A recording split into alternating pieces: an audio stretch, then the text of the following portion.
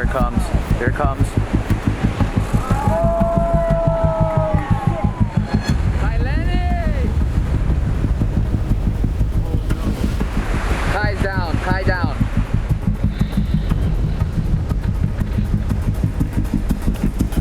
Oh my God. Oh, gnarly.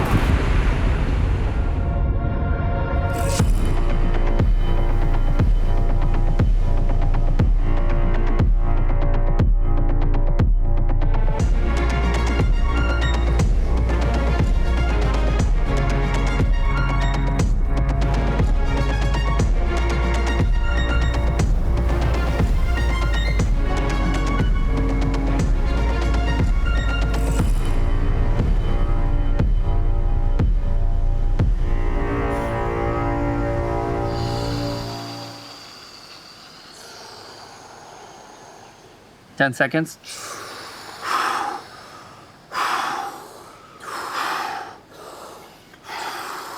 5.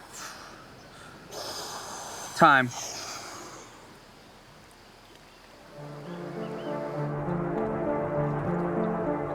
Yeah, I mean, since last time we were doing this interview, time has been flying. I felt like last year, it was kind of like a weird ending to the winter because January was so historic. The 80 cow ran.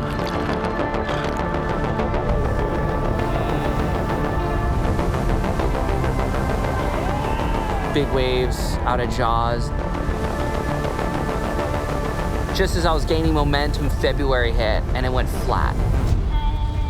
Shoulders, knees and toes, knees and toes. It just seems like this long, flat summer finally is over and we're thrust into big wave season. It's 20 feet at 20 seconds on the buoy, which is just absolute toe swell, 80 cow. No one saw it coming. Guys, we're back. 3, 2, 1, go. All that training that I've done leading up to this winter has paid off because now I can allow myself to do a little more experimenting. 2.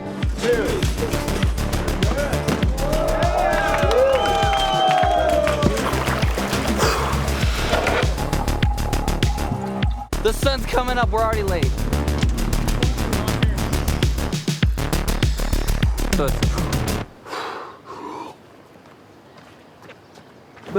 Yeah, that'll do it. Did you think that training is more effective than what we used to do in the past? I felt like I actually got more out of it, the Nazareth training, than the other training, because when I ended up going to Jaws and getting pounded like 3 or 4 times, it seemed like it was pretty minor. And I'm like, well, it obviously worked. Yeah. And in the past, I didn't feel that good underwater compared to this. So I was like shocked that last swell how comfortable you were. Like, you just take like a 60-footer on the head and then you're just like, let's go right back out.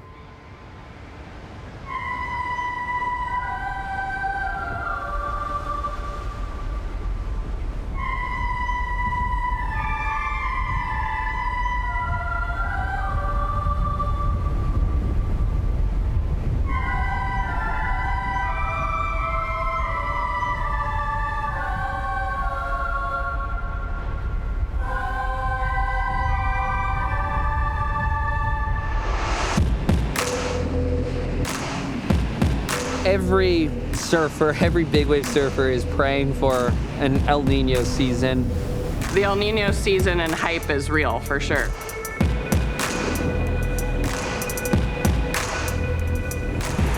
Wow.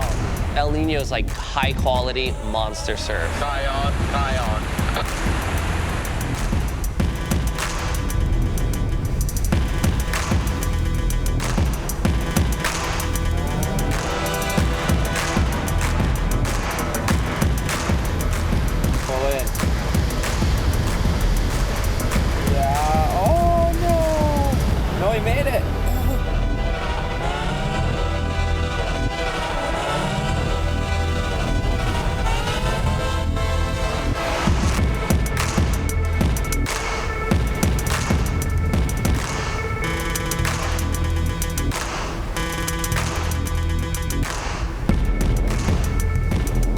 every session, I feel like the sport is progressing.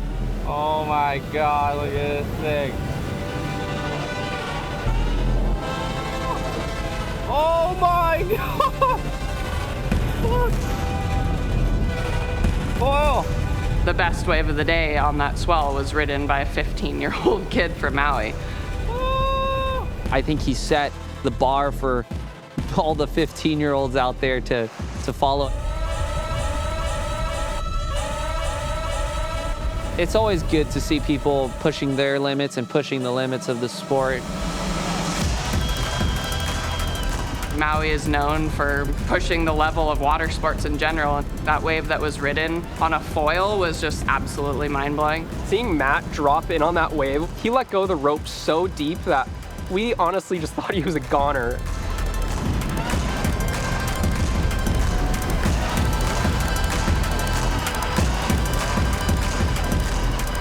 There's a limit to towing big waves on a foil, and he shattered my notion of that. The sky's the limit of what's going to be pushed, and I know that Kai's always at the forefront of that. For Kai, I don't want to say it's hard to see, but I think it's just kind of like, oh, it's not just me out here anymore. There's these other people that are doing really big things. But I think it's actually really good because I think it inspires him to kind of up his game a bit. I don't want to say he's like kind of like the old guy out there now, but kind of, you know. I feel competitive with them in the sense that I love the game and I love, you know, the battle to be like first or, you know, have supremacy over something, you know, and not because you want to beat them, but it's just the game and the game is fun.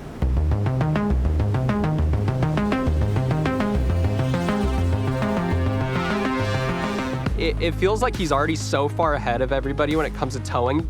It's crazy to see him try to keep pushing further.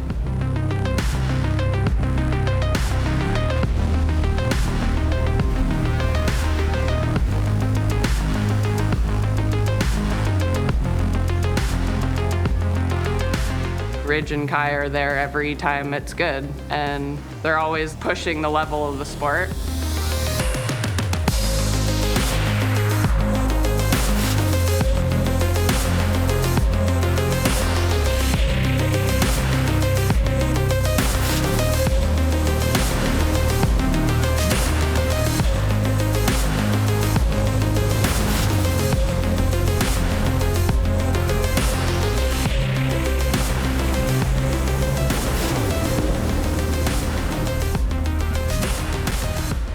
To be back in the water with my brother on the first big tow swell, his skills as a jet ski operator, as a surfer, as a waterman, to pick the waves, I mean, he's probably one of the best tow partners I've ever had.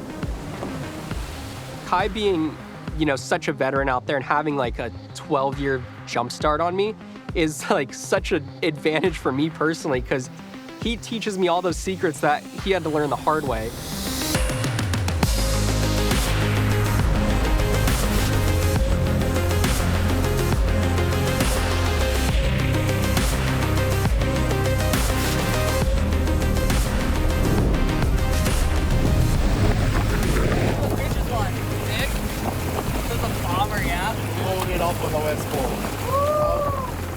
It fired me up so much to get back into rhythm with my brother, get that first day, get some good waves. I don't think I've ever been more excited for a big wave season than right now.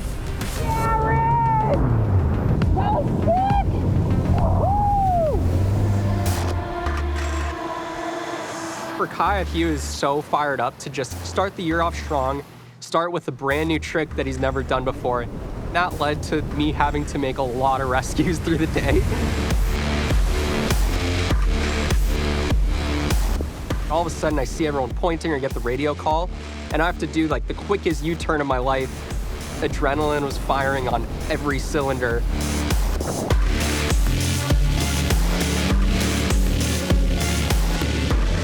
Good first try. Of course, you never want to fall in big waves. However, I think I have a level of comfort that I can take the necessary risk to maybe achieve something good.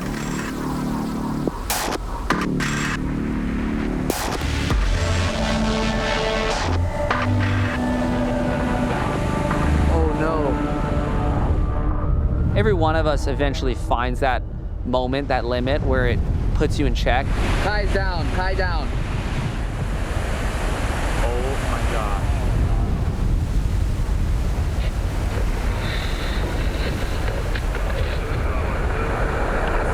Kai's board, over. Kai's board just went over. It's gonna be far in there.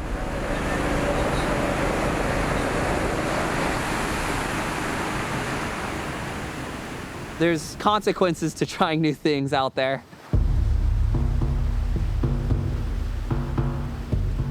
Big wave surfing, I think in the past it was a lot of like, you know, David versus Goliath.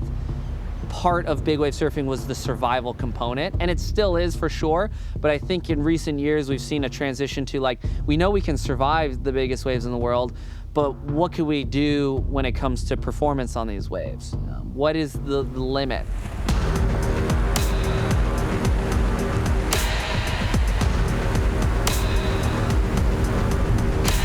As that performance goes up, the safety gets better. We add more Sea-Doos and, you know, the drones are introduced and we have spotters on the cliff. My water safety team, they're our guardian angels.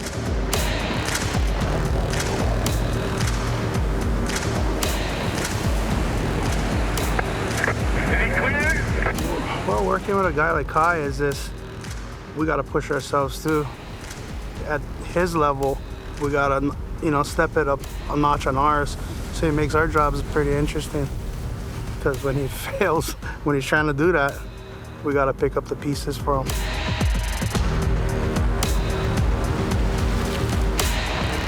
You know, sometimes we'll make it, be the ride of our year, or we won't, and then you have people who are completely dedicated to water safety. Nathan down, Nathan down.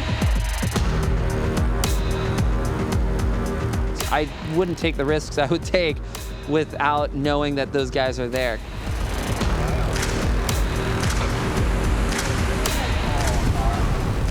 We have 8, maybe 10 seconds to get that surfer out of there. He's in the rocks.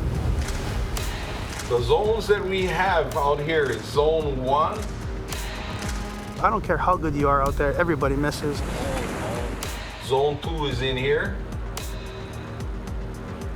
We're going in every wave if we gotta.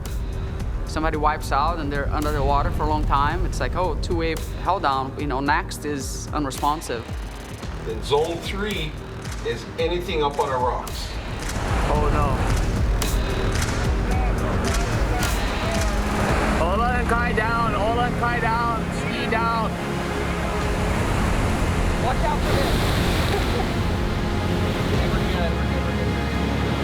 And so you guys rig the ski up in the net, and then he'll come up here, rig a cable, and then when he goes down, you guys just hook the net loops to the cable. Copy.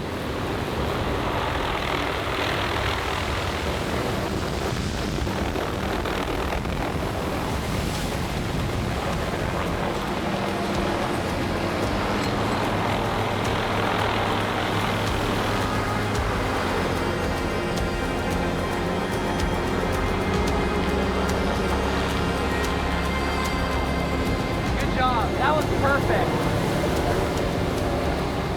The surfers get all the recognition, you know, it's most flashy, but these are the guys that make it all happen. So, you know, guys like Ola, Curtis, Kolamona, you know, that are all on our team. Those are really the unsung heroes of the operation. Biggest buoy reading last night was 26.19. I didn't sleep after that. Andrea Moeller has pretty much helped save everybody out at Jaws. I don't think I ever planned to be in the safety crew. You know, it's to me, it's kind of my passion. Like, I'm naturally involved because I just can't let go. Honestly, the Jaws crew, we're always tight. We depend on each other, if not, we're dead. It really is one of the most wild professions probably in the world. If you look back in water safety, you don't hear a conversation without Archie Kalepa, Brian Kaulana, Double D. These guys are like the pioneers of why water safety is what it is. We didn't look back at anything, we just looked at it as the next frontier. Without water safety, without jet skis, you will die. I started off as a lifeguard, and then I ended up being in charge of the whole water safety section for Maui County. Along the way, was very instrumental with getting the jet skis as a part of life-saving. At that high level, you need to know that your guy is going to come and get you. If it wasn't for those guys, I don't think water safety would be the way it is today, and you'd see a lot more deaths in the water. No, this is a bomb. Kai, again, it's like that big example, right? Kai has somebody on the cliff with a radio talking to his boat. They know when he's down or when he's on a wave, so eyes are on. Down, Kai, Kai down. Copy that. The rescue guys are like, learn from that. All clear. Good job, guys. One of us falls. Is it just Ola going in after that first wave? Yeah. Well, and then you guys are lining up behind the next one, or? Like on a free surf day, he's your guy, so he's coming in first, and I'm coming in behind. You know what I mean? Regardless, like we all go out there, work with different teams, but when we're there, we all gotta be on the same page. I see that there's a unity that's getting stronger and stronger here on Maui every time, you know, every year. The rescue guys, that environment that they work in is a very dynamic environment. Ride her down. It's forever changing, constantly keeps you on your toes, it's very dangerous. Having the training or the consistency to work in that kind of environment, it becomes a natural response to providing help in times of need. Paradise on fire. The picturesque town of Lahaina, steeped in history, now faces devastation as flames ravage its beloved Front Street. At first, we heard, oh, Lahaina, you know, there's a fire over by Lahaina bypass. We thought it was gonna get contained, but the winds just like, were just howling at that point.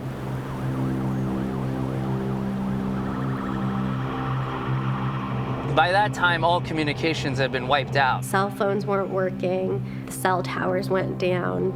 It wasn't until the morning that we heard that the entire town was gone. Oh my gosh, look at the harbor. Unbelievable. What happened the day of the fires, I think, was far beyond what anybody ever thought could happen.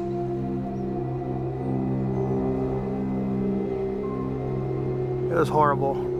I don't care how tough you think you are. You see that kind of stuff, it'll break you.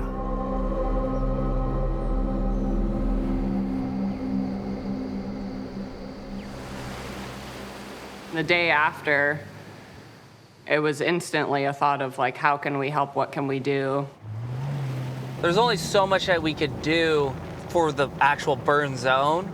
Really, it was about trying to find where the survivors of this horrific event were and supporting them.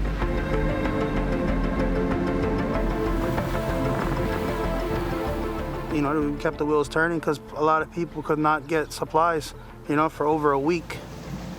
That part of the island was so cut off, we couldn't get there by trucks or vehicles. We needed to go by sea. And in some way, that's where we are the most comfortable. A lot of different boats from around the islands gathered supplies, anything from, you know, water, diapers, food supplies, gas. All of the essential needs were brought in via boat. Our surfing community, our big wave riding community, they went into action. One more day back out here with the team, little by little. Their training up until that point became a bigger scale of operation. Our everyday practice and what we train for all year long is water safety and being the most efficient people in the ocean. We're used to assembling really quick to go surf big waves because big waves can, you know, happen fast. We'll land somewhere else in the world and have to be operating in 6 hours. And in this case, with a matter of hours, we were able to assemble and pretty much run our same big wave program, but for a much different reason, a much more important reason than just trying to ride these big waves.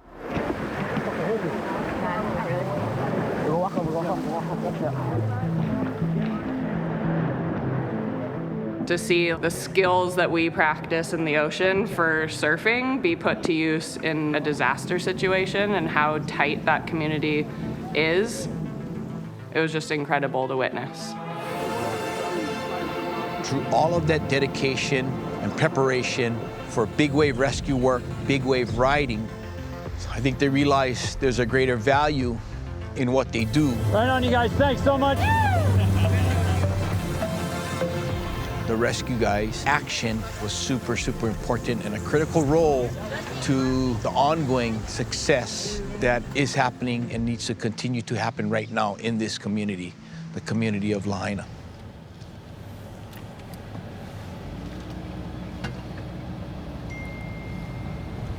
This was Ryan Jung's house. Yeah.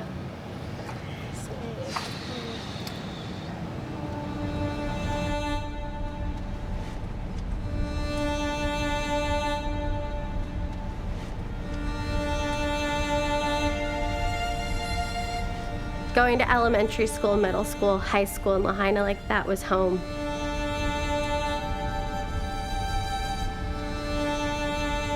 And my mom has had a store in Lahaina.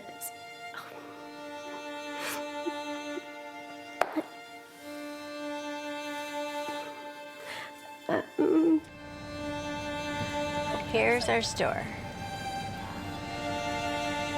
It's weird that it's just gone.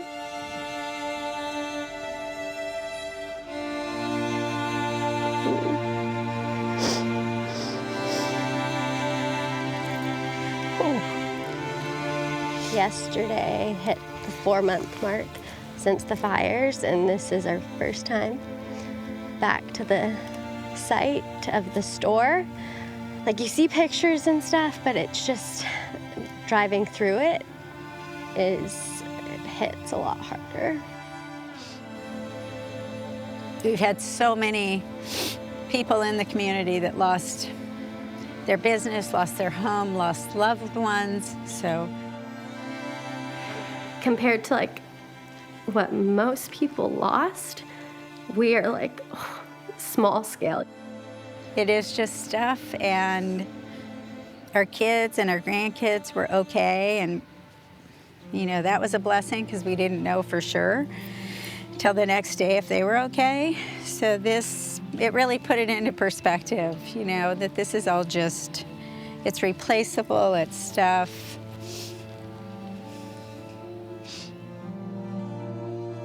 As hard as it is for us to live through this time of emptiness, because it's all gone, it's also a way for us to think about how do we rebuild Lahaina.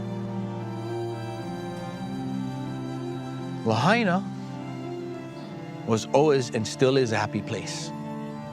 So there's the banyan tree, and there is green coming back.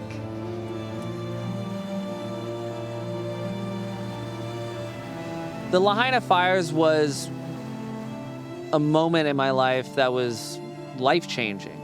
You know, waves will come and they'll go, and they'll be here long after I'm gone. But the people and the community, that's right now, that's in the moment. We as a people have been voyaging for thousands of years. We as a people, we know how to sail through a storm. We're not sailing for a new destination. We're sailing for a rediscovery.